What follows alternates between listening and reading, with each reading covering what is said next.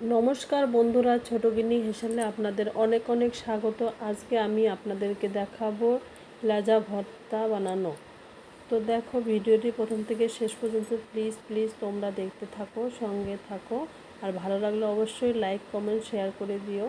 আর মাছটাকে দেখো, আমি নুন হলুদ দিয়ে ভালো করে মাছটা একটু মাখিয়ে নিচ্ছি, যেহেতু মাছগুলোকে একটু ভাজতে হবে। তার জন্য দেখো, কড়াইতে গরম করতে দিয়েছি তেল।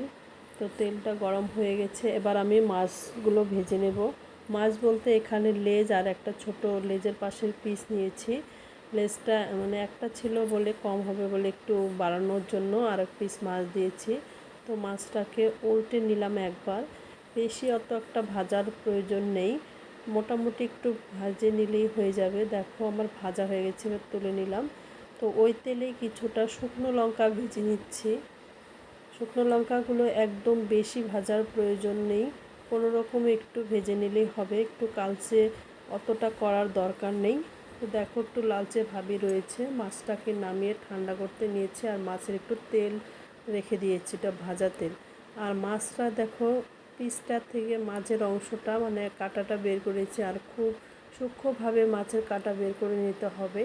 তো মাছের কাঁটা বের করা হয়ে গেছে। দেখো, মাছগুলোকে সুন্দর করে নিয়েছি। আর এখানে আমি স্বাদ মতো নুন আর লঙ্কা নিয়েছি, লঙ্কা। আর এখানে আমি পেঁয়াজ দিব। তো এখানে পেঁয়াজ দিয়ে পেঁয়াজটাকে একটু ভালো করে কুচিয়ে নিতে হবে, আর লঙ্কা আর নুন দিয়ে ভালো করে লঙ্কাটাকে ডলে নিতে হবে। ডলে নিয়ে তারপরে পেঁয়াজের সঙ্গে মাছ সমস্ত কিছু ভালো করে চটকে চটকে নিতে হবে। আর যে তেলটা রেখেছিলাম আমি, ওই তেলটা এর মধ্যেই দেব। তো তাই এর মধ্যে আমি তেলটা দিয়ে দিচ্ছি। আরও একটা জিনিস দিতে হবে, সেটা তোমাদেরকে দেখাচ্ছি পরে। তো ভালো করে তেল দিয়েও আর কিছুক্ষণ চটকিয়ে নিচ্ছি। তারপরে এখন দেব আমি একটুখানি লেবুর রস। তো লেবুর রসটা দিলে খেতে খুব ভালো লাগে, একটা সুন্দর ফ্লেভারও আসে। খুব সুন্দর একটা রেসিপি, তোমরা অবশ্যই ট্রাই করো।